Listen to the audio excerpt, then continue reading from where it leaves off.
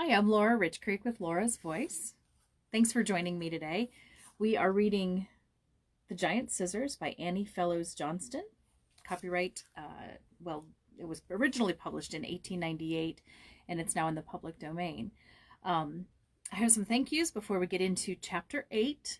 And I'm a little sad because this is, we only have 3 chapters to go. So, Friday will be chapter 9, and then next Tuesday will be chapter 10, and that'll be the end of the book. I haven't decided yet if I'm going to continue doing the read alouds or if I'll have to stop for a little while and then pick up, but I'll get back to you. I'll let you know. But first of all, the thank yous. Thank you for those who listened or watched last week.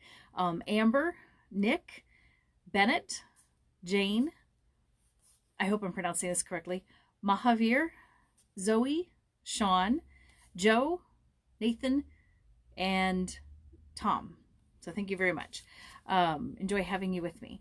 And so in chapter 7, we met, Joyce met Sister Denisa, and then the old woman who was known as Number 31, and we never found out her name, but she reminded Joyce of her own grandmother Ware. And then by the end of the chapter, Joyce realized that she, more than giving a child a home and adopting a child, because she'd met Jules, who was in desperate need of a good home, she learned that there's a need at the other end of the age spectrum for a loving home as well, and that she would rather, well, as the quote goes, she said she would rather adopt a poor old grandfather or grandmother and make them happy all the rest of their days. And that's how the chapter ended. And so I thought that was interesting that such a young person would discover this, that there's a real need for companionship and relationship as people are getting older, and with all this stay-at-home restriction that we've had, I think people are realizing just how lonely sometimes it can get to be home all the time and have no visitors. Moving on to chapter 8, which is entitled Christmas Plans and an Accident. We'll see what else happens for Joyce and her friends. That night, when Marie came in to light the lamps and brush Joyce's hair before dinner, sorry, there's a break in the print, I can't read it. She had some news to tell. Broussard has been sent away from the Ciseaux place, she said. A new man is coming tomorrow, and my friend, Clotilde Ribard, has already taken the position of housekeeper. She says that a very different life has begun for little Monsieur Jules, and that in his fine new clothes one would never recognize the little goatherd. He looks now like what he is, a gentleman's son. He has the room next to Monsieur's, all freshly furnished, and after New Year a tutor is coming from Paris. But they say that it is pitiful to see how greatly the child fears his uncle. He does not understand the old man's cold, forbidding manner, and it provokes Monsieur to have the little one tremble and grow pale whenever he speaks. Clotilde says that Madame Greville told Monsieur that the boy needed games and young companions to make him more like other children, and he promised her that Monsieur Jules should come over here tomorrow afternoon to play with you. "Oh, good!" cried Joyce. "We'll have another barbecue if the day is fine. I am so glad that we do not have to be bothered any more by those tiresome old goats." By the time the next afternoon arrived, however, Joyce was far too much interested in something else to think of a barbecue. Cousin Kate had come back from Paris with a trunk full of pretty things and a plan for the coming Christmas. At first she thought of taking only Madame into her confidence and preparing a small Christmas tree for Joyce, but afterwards she concluded that it would give the child more pleasure if she were allowed to take part in the preparations. It would keep her from being homesick by giving her something else to think about. Then Madame proposed inviting a few of the little peasant children who had never seen a Christmas tree. The more they discussed the plan, the larger it grew, like a rolling snowball.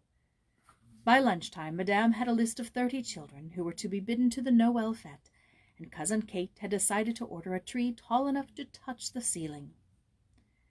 When Jules came over, awkward and shy with the consciousness of his new clothes, I'll show you a picture of Jules. There he is, looking quite different in his new clothes. He found Joyce sitting in the midst of yards of gaily colored tarlatan. It was heaped up around her in bright masses of purple and orange and scarlet and green, and she was making it into candy bags for the tree. In a few minutes Jules had forgotten all about himself and was as busy as she, pinning the little stocking-shaped patterns in place and carefully cutting out those fascinating bags. "You would be lots of help," said Joyce, "if you could come over every day. For there's all the ornaments to unpack, and the corn to shell and pop and string. It will take most of my time to dress the dolls, and there's such a short time to do everything in." "You never saw any popcorn, did you, Jules?" asked Cousin Kate. "When I was here last time, I couldn't find it anywhere in France. But the other day a friend told me of a grocer in Paris who imports it for his American customers every winter. So I went there. Joyce, suppose you get the popper and show Jules what the corn is like."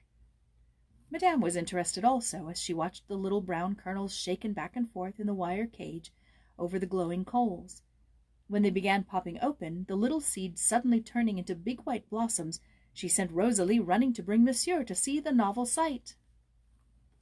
"We can eat and work at the same time," said Joyce as she filled a dish with the corn and called Jules back to the table where he had been cutting tarletan. "There's no time to lose. See what a funny grain this is," she cried, picking up one that lay on the top of the dish. "It looks like Teresa, the fish woman, in her white cap." "And here is a goat's head," said Jules, picking up another grain, "and this one looks like a fat pigeon." He had forgotten his shyness entirely now and was laughing and talking as easily as Jack could have done.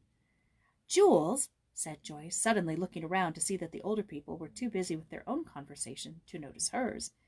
"Jules, why don't you talk to your Uncle Martin the way you do to me? You would, he would like you lots better if you would. Robard says that you get pale and frightened every time he speaks to you, and it provokes him for you to be so timid." Jules dropped his eyes. "I cannot help it," he exclaimed. "He looks so grim and cross that my voice just won't come out of my throat when I open my mouth." Joyce studied him critically, with her head tipped a little to one side. "Well, I must say," she exclaimed finally, "that for a boy born in America, you have the least dare about you of anybody I ever saw. Your Uncle Martin isn't any grimmer or crosser than a man I know at home. There's Judge Ward, so big and solemn and dignified that everybody is halfway afraid of him. Even grown people have always been particular about what they say to him. Last summer his little nephew Charlie Ward came to visit him. Charlie's just a little thing, still in dresses, and he calls his uncle Bill. Think of anybody daring to call Judge Ward Bill! No matter what the judge was doing or how glum he looked, if Charlie took a notion, he would go up and stand in front of him and say, 'Laugh, Bill, laugh!' If the judge happened to be reading, he'd have to put down his book, and no matter whether he felt funny or not, or whether there was anything to laugh at or not, he would have to throw his head back and just roar. Charlie liked to see his fat sides shake and his white teeth shine. I've heard people say that the judge likes Charlie better than anybody else in the world, because he's the only person who acts as if he wasn't afraid of him." Jules sat still a minute, considering, and then asked anxiously, "But what do you suppose would happen if I should say, 'Laugh, Martin, laugh,' to my uncle?" Joyce shrugged her shoulders impatiently. "Mercy, Jules, I did not mean that you should act like a 3-year-old baby. I meant that you ought to talk up to your uncle some. Now this is the way you are." She picked up a kernel of the unpopped corn and held it out for him to see. "You shut yourself up in a little hard ball like this, so that your uncle can't get acquainted with you. How can he know what is inside of your head if you always shut up like a clam whenever he comes near you? This is the way you ought to be." She shot one of the green-white grains towards him with a deft flip of her thumb and finger. "Be free and open with him." Jules put the tender morsel in his mouth and ate it thoughtfully. "I'll try," he promised, "if you really think that it would please him, and I can think of anything to say. You don't know how I dread going to the table when everything is always so still that we can hear the clock tick." "Well, you take my advice," said Joyce. "Talk about anything. Tell him about our Thanksgiving feast and the Christmas tree, and ask him if you can't come over every day to help. I wouldn't let anybody think that I was a coward." Joyce's little lecture had a good effect, and Monsieur saw the wisdom of Madame Greville's advice when Jules came to the table that night. He had brought a handful of the wonderful corn to show his uncle, and in the conversation that it brought about, he unconsciously showed something else, something of his sensitive inner self that aroused his uncle's interest. Every afternoon of the week that followed found Jules hurrying over to Madame Greville's to help with the Christmas preparations, and measured out the nuts and candy for each of the gay bags. Twice he went in the carriage to Tours with Cousin Kate and Joyce to help buy presents for the 30 little guests. He was jostled by the holiday shoppers in crowded aisles. He stood enraptured in front of wonderful show windows, and he had the joy of choosing 15 things from piles of bright tin trumpets, drums, jumping jacks, and picture books. Joyce chose the presents for the girls. The tree was bought and set up in a large, unused room back of the library, and as soon as each article was in readiness, it was carried in and laid on a table beside it. Jules used to steal in sometimes and look at the tapers, the beautiful colored glass balls, the gilt stars and glittering tinsel, and wonder how the stately cedar would look in all that array of loveliness. Everything belonging to it seemed sacred, even the unused scraps of bright tarlatan and the bits of broken candles. He would not let Marie sweep them up to be burned, but gather them carefully into a box and carry them home. There were several things that he had rescued from her broom. One of those beautiful red balls, cracked on one side, it is true, but gleaming like a mammoth red cherry on the other. There were scraps of tinsel and odds and ends of ornaments that had been broken or damaged by careless handling. These he hid away in a chest in his room, as carefully as a miser would have hoarded a bag of gold. Clotilde Robard, the housekeeper, wondered why she found his candle burned so low several mornings. She would have wondered still more if she had gone into his room a while before daybreak. He had awakened early, and sitting up in bed with the quilts wrapped around him, spread the scraps of tarlatan on his knees. He was piecing together with his awkward little fingers enough to make several tiny bags. Henry missed his spade one morning and hunted for it until he was out of patience. It was nowhere to be seen. Half an hour later, coming back to the house, he found it hanging in its usual place, where he had looked for it a dozen times at least. Jules had taken it down to the woods to dig up a little cedar tree, so little that it was not over a foot high when it was planted in a box. Clotilde had to be taken into the secret, for he could not hide it from her. "It is for my Uncle Martin," he said timidly. "Do you think he will like it?" The motherly housekeeper looked at the poor little tree, decked out in its scraps of cast-off finery, and felt a sob rising in her throat, but she held up her hands with many admiring exclamations that made Jules glow with pride. Here is a picture of Jules, and he has the scraps in front of him as he's trying to piece them together.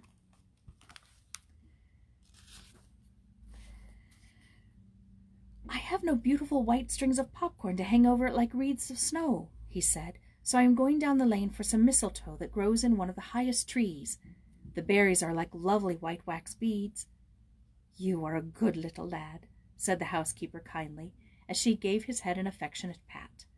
"I shall have to make something to hang on that tree myself. Some gingerbread figures, maybe. I used to know how to cut out men and horses and pigs, nearly all the animals. I must try it again some day soon." Excuse me. A happy smile spread all over Jules's face as he thanked her. The words, "You are a good little lad," sent a warm glow of pleasure through him, and rang like music in his ears all the way down the lane. How bright the world looked this frosty December morning!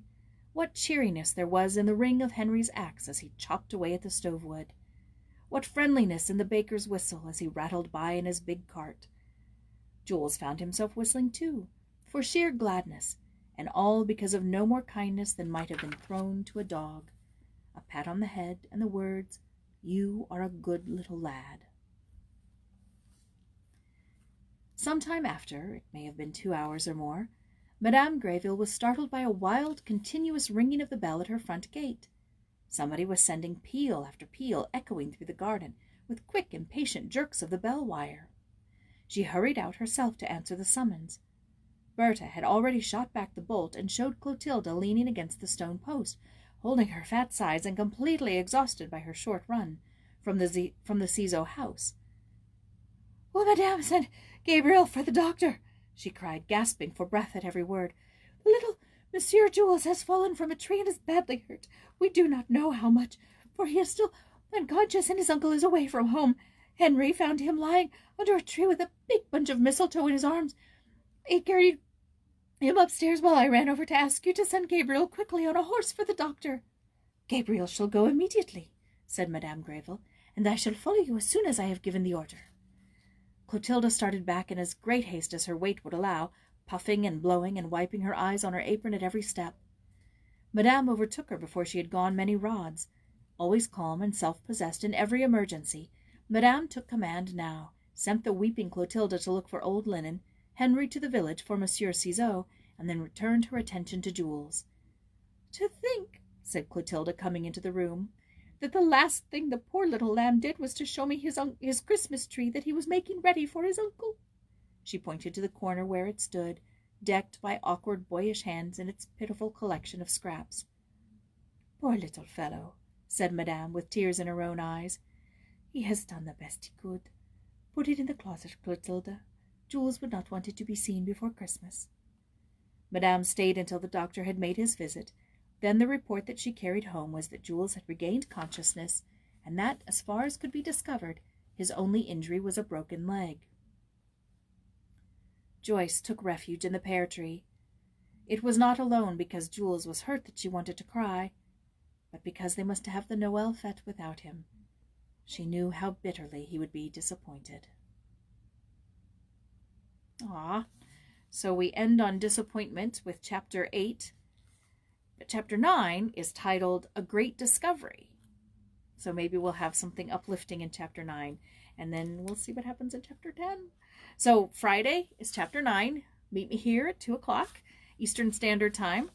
And if you need to catch up, because we have 7 chapters before this one, and then this will be up on YouTube shortly, you can go to YouTube and catch up on all the chapters up to now. So thanks for joining me, and you can also you can follow me on laurasvoice.com, Facebook, LinkedIn, and Twitter, and I'd love to see you back here. For now, this has been Laura's Voice. I'm Laura Rich Creek. Thanks. Bye.